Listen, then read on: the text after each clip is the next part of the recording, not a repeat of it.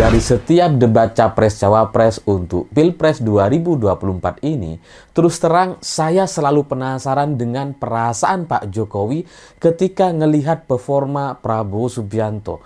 Yang temperamen, yang emosian, yang nggak bisa menjawab persoalan, yang nggak menguasai materi debat biasanya gitu ya. Dan itu sudah terjadi sejak bertahun-tahun yang lalu. Jadi saya penasaran bagaimana perasaan Pak Jokowi harus mendukung orang seperti Prabowo gitu. Tapi setelah nonton debat Cawapres semalam, debat Cawapres antara Gibran, Pak Mahfud, dan Caimin gitu ya, saya ternyata jadi jauh-jauh lebih penasaran lagi. Karena ini penilaian kepada anak sendiri. Bagaimana perasaan Pak Jokowi ngelihat anaknya bertingkah pola, bersikap, berucap dengan sangat-sangat buruk sekali. Bagaimana perasaan orang tua melihat anaknya yang tidak punya akhlak dan tidak punya adab. Yang ketika diberikan jawaban dia dengan sangat-sangat licik. Kemudian menganggap bahwa itu bukan jawaban yang benar. Padahal udah benar gitu. Saya terus terang jadi penasaran karena di wajah Gibran itu tidak ada sama sekali sosok Jokowi gitu. Ya karena kalau kita ngelihat anak misalkan gitu ya, itu kan biasanya ya ada miripnya lah dengan orang tuanya gitu ya. Misalkan ngelihat Mas Alam itu kan ya mirip dengan Pak Ganjar gitu ya. Tutur katanya tertata dan sebagainya. Tapi di Gibran ini nggak ada nih. Anak ini songong dan sombong tapi kosong. Bayang nggak? Orang sombong tapi kosong gitu. Karena ketika dia beretika dengan sangat buruk sekali di hadapan Profesor Mahfud MD gitu ya. Saya terus terang bertanya-tanya, sebenarnya apa yang disombongkan oleh Gibran di hadapan Pak Mahfud? Dibandingkan Pak Mahfud, Gibran bukan apa-apa, jelas itu. Dari sisi pengalaman, dari sumbangsih yang sudah mereka lakukan kepada negeri ini, jelas Gibran tuh nggak ada apa-apanya. Dan mungkin tidak akan pernah sampai atau tidak akan pernah bisa untuk menyamai apa yang sudah dilakukan oleh Pak Mahfud. Pak Mahfud itu DPR 2 periode, pernah menjadi Menhan, menjadi Menko Polhukam, pernah menjadi Ketua MK. Jadi itu adalah sebuah pencapaian atau rekam jejak yang mungkin itu tidak bisa dilampaui atau bahkan hanya disamai oleh Gibran. Gak akan bisa. Gitu. Tapi di hadapan Pak Mahfud semalam dia kayak sombong sekali, arogan sekali. Gitu. Jadi saya tuh ngelihat gitu ya, ada banyak orang-orang licik gitu ya, orang-orang yang sombong, arogan. Tapi kadang-kadang mereka ketika berhadapan dengan orang yang levelnya jauh di atas dia, mereka tuh masih ada sungkan-sungkannya gitu. Tapi Gibran ini udah licik, nggak punya akhlak gitu. Orang memberikan jawaban, itu kemudian jawabannya dianggap, wah itu bukan jawaban yang benar. Dan selalu memancing-mancing emosi sehingga itu kemudian membuat para pendukungnya tepuk tangan. Wah ini heran nih. Orang nggak punya adab, mancing emosi, tapi pendukungnya malah bangga. Tapi itulah mungkin dari resiko para pendukung yang tidak paham bedanya antara kritikan dengan penghinaan.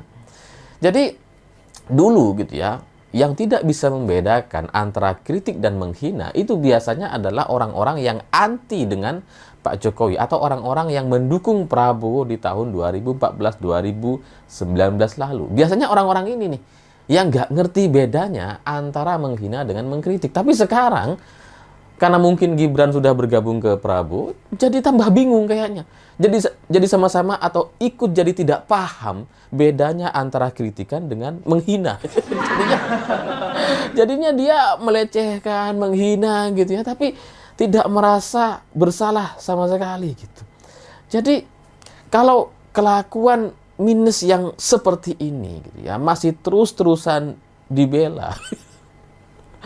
Ini kayaknya memang para pendukungnya ini udah gila. Ini memang sudah waktunya mereka ke psikolog atau bahkan sudah harus ke psikiater atau rumah sakit jiwa kayaknya. Karena apa yang dilakukan oleh Gibran itu adalah sebuah tindakan yang seharusnya kita sepakati itu salah sama sekali.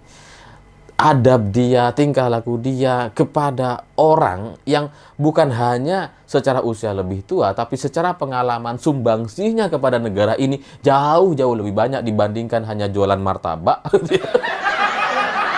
itu itu jadi seperti apa ya? Tidak pantas sama sekali gitu.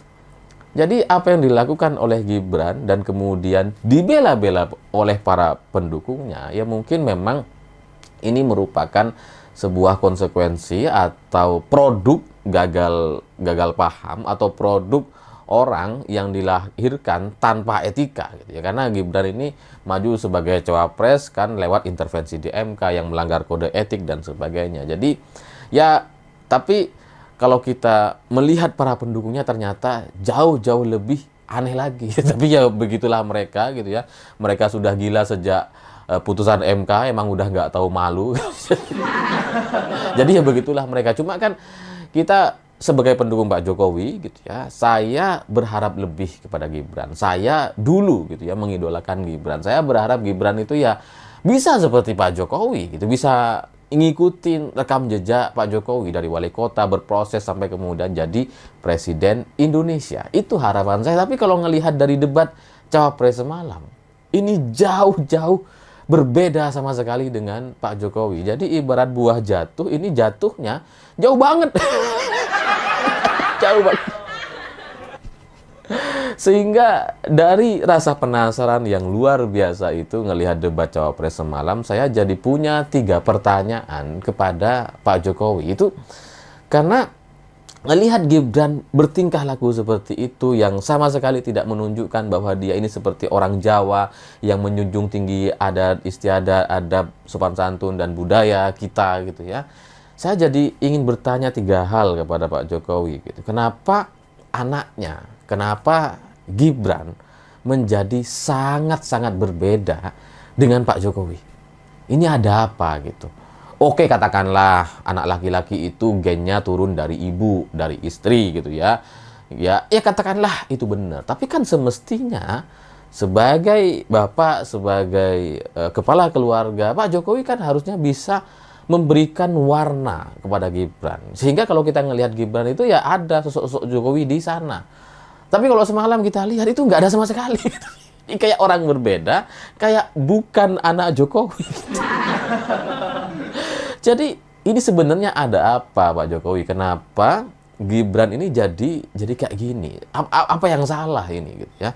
Lalu kemudian pertanyaan yang kedua adalah, yakin nih Pak Jokowi mau mendukung Gibran? Setelah ngelihat debat cawapres semalam, setelah ngelihat dari emosinya yang nggak stabil, nggak punya akhlak, sombong padahal 0-0 gitu ya. Ini yakin nih Pak Jokowi mau dukung gitu ya. Ya karena terus terang gitu ya, ini kan negara sebesar Indonesia ini gitu ya, dengan anggaran yang mencapai ribuan triliun untuk operasional kita sepanjang tahun gitu. Ini kan apa ya, sebuah negara yang seharusnya dipimpin oleh orang-orang yang mampu, yang harusnya punya kontrol emosi yang sangat-sangat baik, yang seharusnya punya adab dan sopan santun, seharusnya gitu ya. Jadi kalau kemudian Pak Jokowi mau mendukung anaknya, ini saya jadi ingin tanya balik, yakin nih? Gitu. Yakin nih?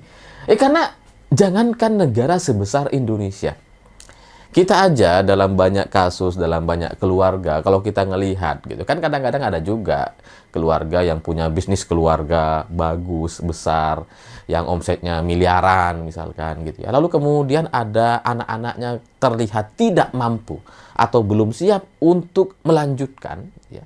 Itu biasanya bapak, ibunya atau kakek neneknya itu lebih dulu menyerahkan kepada manajer atau kepada pihak luar yang mampu untuk mengembangkan dan menjaga perusahaan ini. Biasanya gitu ya. Itu padahal untuk perusahaan yang level omsetnya cuma miliaran gitu. Nah ini untuk negara sebesar Indonesia, yakin nih mau diturunin ke Gibran? Saya terus terang gitu ya, kalau saya jadi bapak terus kemudian punya anak yang kelihatan nggak mampu, kayaknya ya sudah disuruh belajar dulu lah. Ya sudah kasih ke orang lain dulu lah untuk belajar mengelola perusahaan gitu. Itu yang akan saya lakukan. Tapi Ya, ini kembali lagi pertanyaannya kepada Pak Jokowi. Yakin nih mau dukung Gibran? Orang nggak gini mau didukung gitu ya. Ya memang anaknya gitu ya, tapi kan nampaknya masih butuh waktu cukup lama bagi Gibran untuk belajar soal menjadi pemimpin di Indonesia. Dan pertanyaan terakhir yang nomor 3, bagaimanapun apa yang sudah dilakukan oleh Gibran di debat Cawapres semalam, itu selamanya akan menjadi satu catatan sejarah untuk kita semua. Bahwa ada kegagalan seorang anak yang nampaknya ini terjadi gara-gara keteledoran orang tuanya. Jadi ini anak kayaknya tidak terdidik dengan baik gitu ya. Dan itu akan menjadi satu catatan sejarah, dan mungkin kalau Gibran 10-20 tahun lagi ngelihat video-videonya hari ini, mungkin dia juga akan malu dengan dirinya sendiri. Tapi sebagai bapak dan anak, sebagai bapak dan anak yang sudah sama-sama dewasa, Gibran karena sudah 36 tahun gitu ya, sudah dewasa, bagaimanapun Pak Jokowi punya jalan hidupnya sendiri. Pak Jokowi sebenarnya bisa mengakhiri jabatan ini secara berbeda dan tidak terikat dengan Gibran, tidak terikat dengan anaknya. Bahwa anaknya berlaku negatif seperti itu, iya gitu ya. Tapi Pak Jokowi sendiri sebenarnya masih bisa untuk memperbaiki dirinya sendiri, memperbaiki nama dirinya sendiri gitu ya, dengan bersikap netral atau tidak memihak salah satunya, atau tidak melakukan pengerahan kepada aparat dan pejabat untuk memenangkan atau memaksakan pasangan 02. Pak Jokowi bisa untuk itu. Nah, cuma pertanyaannya, apakah Pak Jokowi mau menyelamatkan nama baiknya sendiri atau terjerumus bersama-sama dengan Prabowo Gibran yang sangat-sangat tidak masuk akal untuk didukung sebagai capres dan cawapres. Karena capresnya cengeng, cawapresnya songong. Enggak, yang cengeng bukan capresnya gitu ya, tapi pendukung capresnya yang nangis berbayar.